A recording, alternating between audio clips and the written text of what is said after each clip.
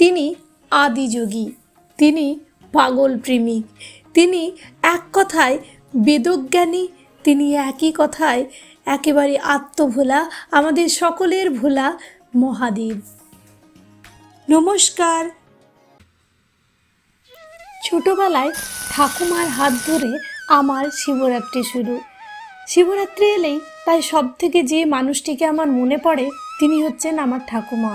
ঠাকুমার হাত ধরেই আমার শিবরাত্রির ব্রত শুরু করা, ঠাকুমার কাছ থেকেই শিবরাত্রির ব্রততে কী করতে হয় না করতে হয় সমস্ত কিছু জানা। আর জানেন তো, ছোটোবেলায় যেদিন আমি শিবরাত্রি করেছিলাম তার আগের দিনও কোনো প্রিপারেশন ছিল না। শিবরাত্রিতে অনেকেই বার করে, আমার তাই আর বারটা করা হয় না। ঠাকুমা বলেছিল যেভাবে শুরু করেছিস সেভাবেই যতদিন পারবি করবি। তাই ভেবেছি যতদিন জীবন আছে, মানে যতদিন আমি পারবো, আমার শরীর সাথ দেবে, ততদিন এইভাবেই শিবরাত্রি করব। শিবরাত্রির দিন সকালবেলায় দীপ আর ইচ্ছের জন্য রান্না করতে চলে এসেছি। আজ পুজো টুজো কিছুই হয়নি, যেহেতু এবছর শিবরাত্রি অনেকটা বিকেল দিকে, মানে বিকেল মোটামুটি 5টার দিকে, তাই ওদেরকে ব্রেকফাস্ট করিয়ে এখন দুপুরের ভাত আর একটা এই যে সবজি বানাচ্ছি, একেবারেই নিরামিষ এই সবজিটা। যদি কেউ মনে করুন লুচি দিয়ে কোনো পুজোর সময় কিছু খাবেন ভাবছেন, তাহলে এটা নির্দ্বিধায় বানানো যাবে। এটাতে আমি নুন ব্যবহার করব, তবে আপনারা যদি সন্দক নুনে যেটা হয় সেটা দেন তাহলে তো একেবারেই যেরকম উপবাসের খাবার হয় সেটা হয়ে যাবে। এটাতে আমি অল্প একটু দুধও ব্যবহার করেছি। এই রেসিপিটা বানাতে সময়ও লাগে না, আর খেতে কিন্তু জাস্ট অসাধারণ হয়। ইচ্ছের ভীষণ ভীষণ প্রিয় একটা সবজি হচ্ছে ফুলকপি, সাথে দীপও ভীষণ ভালোবাসি ফুলকপিটা, তাই আমি ফুলকপি আলুর আজকে এই সবজিটা বানাচ্ছি। এটাতে প্রথমেই ওই একটু কাজু পোস্ত এইসব একসাথে গ্রাইন্ড করে নিয়েছিলাম। তারপর ফুলকপি আলুটা ভেজে আমাদের কিচেনে যেসব সবজির মশলা হয়, মানে জিরে ধনে গুঁড়ো আদা এইসব দিয়ে আমি কষিয়ে নিয়েছিলাম। তারপর ওই যখন সেদ্ধ হলো অল্প একটু দুধ দিয়ে খানিকক্ষণ ঢেকে রেখেছিলাম, আর তারপর নামানোর আগে অল্প গরম মশলা, ঘি, চেরা কাঁচা লঙ্কা দিলেই একেবারে দুর্দান্ত স্বাদে একটা ফুলকপির রেসিপি রেডি হয়ে যাবে। আর তারপর গরম ভাত, রুটি, লুচি, পরোটা সমস্ত কিছুর সাথে এটা দুর্দান্ত লাগে। সাথে একটা বেগুন, আলু, ফুলকপির ডাঁটা দিয়ে একটা সবজিও বানিয়েছিলাম। ইচ্ছেকে আমি খাবারটা দিয়ে দিয়েছি। এবার ওর খাওয়া হলে আর ওর বাবার খাওয়া হলে আমি স্নান টান করে ইচ্ছেকে একটু ঘুম পাড়িয়ে দেব। বিকেলবেলা এখন আমার বাড়ির পুজো হয়ে গেছে, ইচ্ছেও দেখুন রেডি হয়ে গেছে, আর আমি এবার পুজোর সমস্ত কিছু ধীরে ধীরে সাজিয়ে নেব। প্রথমেই ওই যে বললাম ঠাকুমার কাছে শেখা এই পাত্রটাতে অল্প একটু চন্দনের গুঁড়ো দিয়েছিলাম, যেটা আপনাদের দেখাতে ভুলে গেছি। দিয়ে দিলাম কাঁচা দুধ, তারপর হলুদ, তারপর ঘি, আর তারপর এই যে থালাটা সাজাতে এসেছি। এটাতে আবার ত্রিশূলের ছাপ দেওয়া আছে, দেখুন।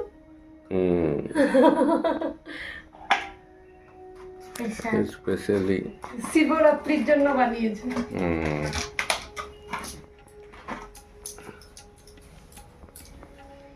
আমি ফলগুলোকে গোটা গোটাই দেবো বেশিরভাগটা, কেননা বাড়িতে এসেই সবাই খায় ম্যাক্সিমাম, আর ততক্ষণে মন্দিরে গিয়ে অনেকটাই দেরি হয়ে যায়, তখন ফলগুলো কেমন যেন হয়ে যায়। যেহেতু ব্রাহ্মণের পুরো গোটা ফল দেওয়ার অধিকার নেই এবং আমি ব্রাহ্মণ কুলে জন্মগ্রহণ, সেহেতু একটু ফল একটা একটা করে কেটে দেবো, বাকিগুলো সব আমি কিন্তু গোটা গোটাই দেবো। মন্ত্রগুলো তোমার জলের মতো মুখস্থ হয়ে গেছে। ছোট ঠিক করছে না।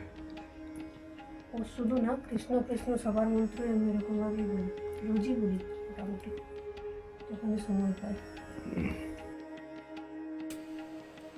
চলুন এইবার মন্দিরে যেতে হবে। সমস্ত কিছুই মোটামুটি রেডি করে নিয়েছি। ফুলগুলি নিয়েছি একটা প্লাস্টিকে, সাথে একটা ডালি নিয়ে নেব। যখন মন্দিরে যাব, পৌঁছে যাব, তখন ওগুলোকে ঢেলে নেব।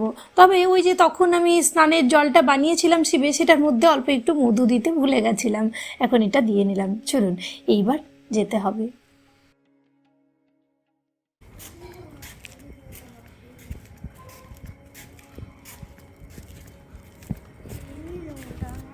কোথায় যাচ্ছ? ইচ্ছে ছেড়ে দাও ওকে। এই যে মন্দিরে চলে এসেছি, এটা গড়িয়া স্টেশন রোডে পড়ে, আর এটা হচ্ছে একেবারে শক্তিবাদ মঠের উল্টো দিকে বলতে পারেন। এই মন্দিরটা দেখলাম বেশ ফাঁকা আছে অন্যান্য মন্দিরের তুলনায়, তাই এখানেই এসেছি। ইচ্ছেকে নিয়ে বেশিক্ষণ দাঁড়ানো যায় না, অস্থির হয়ে পড়ে, আর বাইরে প্রচুর মশার উপদ্রব, তাই একেবারেই মানে যত তাড়াতাড়ি করা যায় সেই চেষ্টা করছি।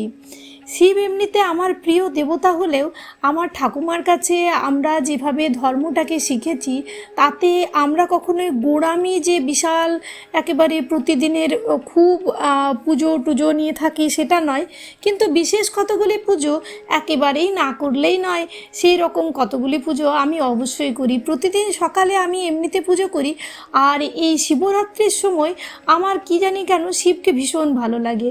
এত একেবারে মানে যদি মানুষের সাথে মিশে থাকার মতো একজন দেবতা হয়, তাহলে আমার সেটাকে শিবকে মনে হয়।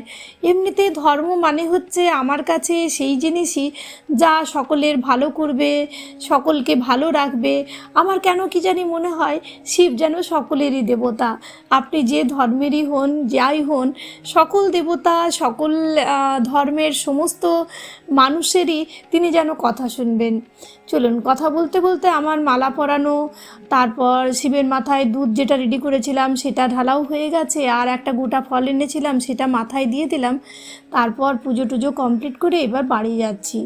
এই একটু সাবু ভিজিয়ে রেখেছিলাম, সেই সাবুটাই এখন আমি খেয়ে নেব, প্রসাদ ওদেরকে দিয়ে দিয়েছি। তারপর প্রসাদ টসাদ সাবু টাবু খাওয়ার পর এখন চলে এসেছি কিচেনে।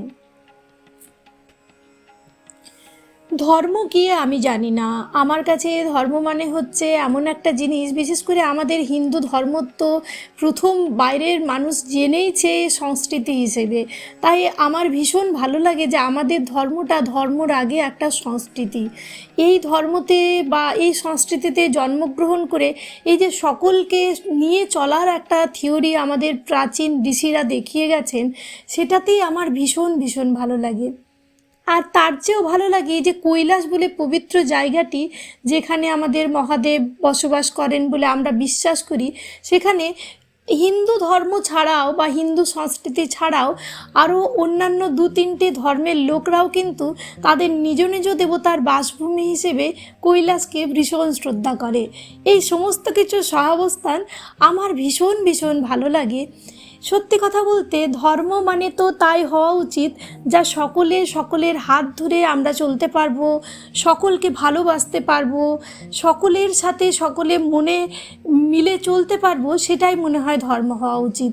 আপনি যে ধর্মেরই হন, আপনি যদি সকাল থেকে রাত পর্যন্ত পুজো নিয়ে ব্যস্ত থাকেন আর বাকি সমস্ত কিছুকেই নেগলেক্ট করেন, তাহলে মনে হয় না পৃথিবীর কোনো দেবতাই সুখী হবেন বা আপনার প্রতি একটুও কৃপা বর্ষণ করবেন। আমার জাস্ট নিজের থিওরি, নিজের মনে হয় যেটা সেটাই বললাম। আর এই যে রাত্রের খাবারের জন্য আমি লুচি বানাচ্ছি এখন, আর সাথে একটু এই যে সুজির পায়েস বলতে পারেন, বা একেবারে শুকনো শুকনো আমি একটা সুজি বানাই সেটা বানিয়ে নিচ্ছি। ওদের একটু করে আলুর সবজি আছে, কালকেই বানিয়ে রেখেছিলাম, সেটাই ওদেরকে দিয়ে দেবো। আর আমি তো আজকে নুন ছাড়া খাই, মানে ঠাকুমার কাছে যেরকমভাবে শিখেছি এই দিনটাতে আমি কিন্তু কোনো রকম নুন ফুন খাই না, তাই এই সুজি আর লুচিটাই বানাচ্ছি। তাই যখন আমি আটাটা মাখলাম তখন কিন্তু কোনো রকমভাবেই আমি নুন ফুন দিইনি। ওই সবজি দিয়ে ওরা যখন খাবে তখন ওদের লুচিটা নিজে নিজেই সবজির নুনে নোনতা লাগবে। আর এই সুজিটাতে আমি একটু এলাচের গুঁড়োও দিলাম, তাতে কি হয় ফ্লেভারটা খুব ভালো হয়।